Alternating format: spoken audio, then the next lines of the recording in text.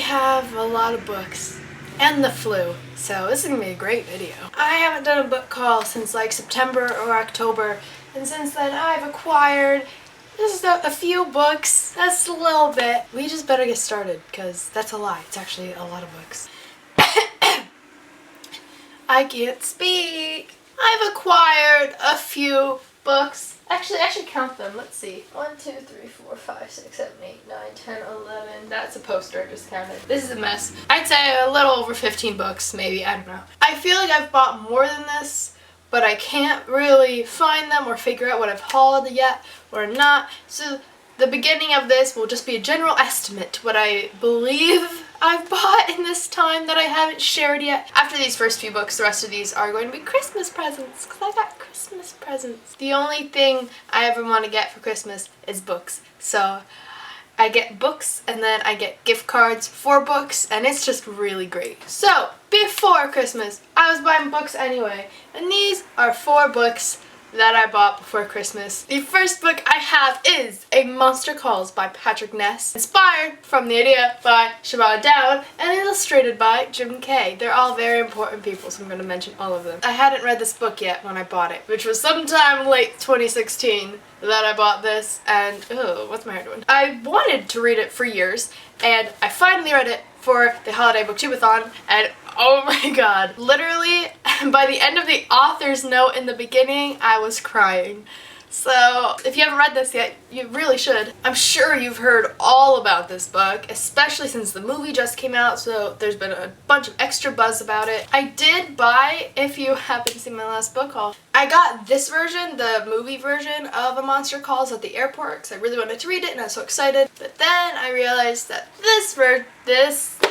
oh my god. This version, the original, is very different. There's illustrations on the pages that honestly just add so much more to the book. So if you are considering picking this up, I 10 out of 10 recommend getting this one. The white glossy pages it's written on too, and the size of it, it's just all adds kind of to the ambiance of the book. But this one has an interview with Patrick Ness, so I'm not like upset that I bought it, even though I still am kicking myself for buying it, because that's a waste of money. Next, I have a book that I've wanted to read for a very long time, and I finally bought it and read it and loved it. That is Frontlines by Michael Grant. If you are not aware, historical fiction is one of my 2 favorite genres. I can never get enough of historical fiction, just like fantasy. They're just, I'll read them forever. I have read many a World War II book in my day. The thing that's so exciting though about Frontlines is that it's an alternate history, like a twist on history, whatever you want to call it, where women are drafted and can enlist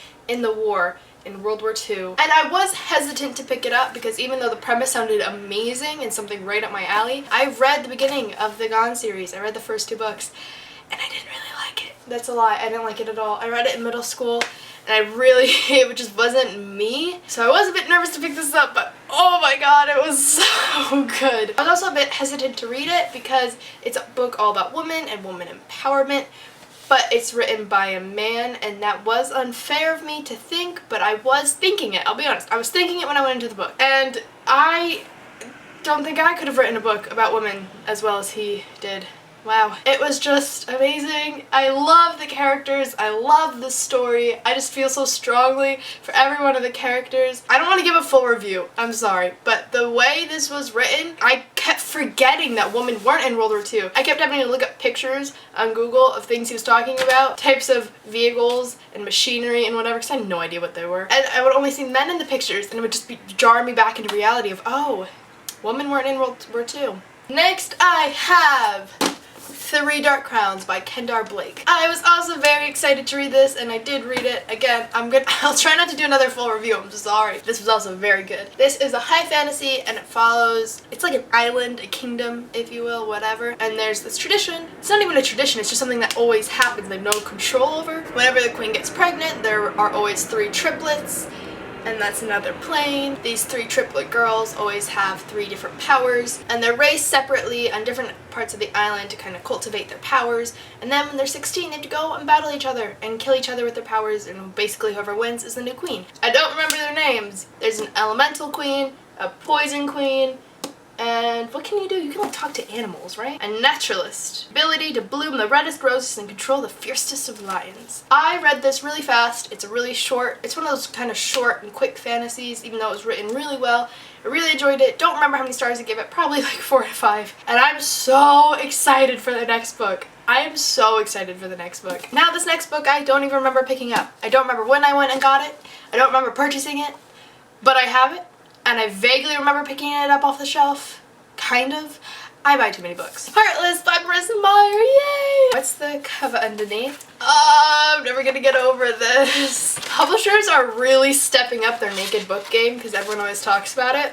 And I'm not upset about it. Marissa Meyer wrote the amazing Lunar Chronicles, which I've been obsessed with for years. I absolutely love it. I absolutely love Marissa Meyer. She's definitely the one that kind of pushed me to get into sci-fi a bit more because I'm a little hesitant with space. So I trust Marissa completely. I'm so excited to read this. This has also really been making its rounds around the book community on the internet. I always don't know how to state it. Since Marissa is such a popular author for the Lunar Chronicles, well deserved. This is a retelling about the Red Queen, or I think it's like the Red Queen when she was younger. Basically, I'm really getting Fairest vibes, which is a novella that Marissa Meyer wrote about Lavanna, the evil queen, in the Lunar Chronicles, which was amazing. And Fairest kind of showed a different side to Lavanna and how she became evil. And I kind of think that's what's going to happen in Heartless too.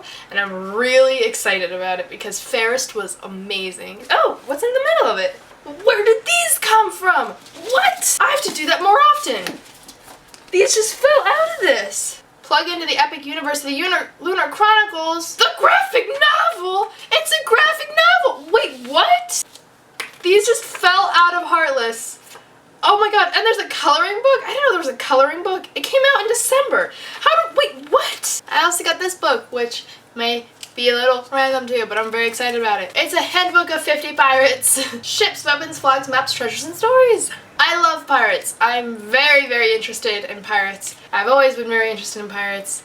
What I'm writing is about pirates. I love learning about pirates. In case you're wondering, my favorite is Jacqueline Delahaye, aka Back from the Dead Red. You should totally just look her up and learn about her because she deserves it. That's like she's killed people, but she's an awesome pirate. I was also given Mistborn by Brandon Sanderson. Look how small it is. I've wanted to read this for such a long time. I have to stop saying that. Fantasy is my all-time favorite book genre. I love reading fantasy. I can never get enough of fantasy, but I've tended to stay in the same circle with fantasy, which is young adult fantasy. And I've really wanted to branch out, and I want to read new things, and there's this whole adult fantasy world that I haven't read and discovered yet, and I feel like Mistborn is the perfect door to enter that world. Everyone always talks about it, and I need to read it. I've started it, but it is a mass market paperback, which is kind of my Achilles heel with reading, which is small print. So I'm trying. This is also a book I've needed to read for a while, which is A Room of One's Own by Virginia Woolf. I'm currently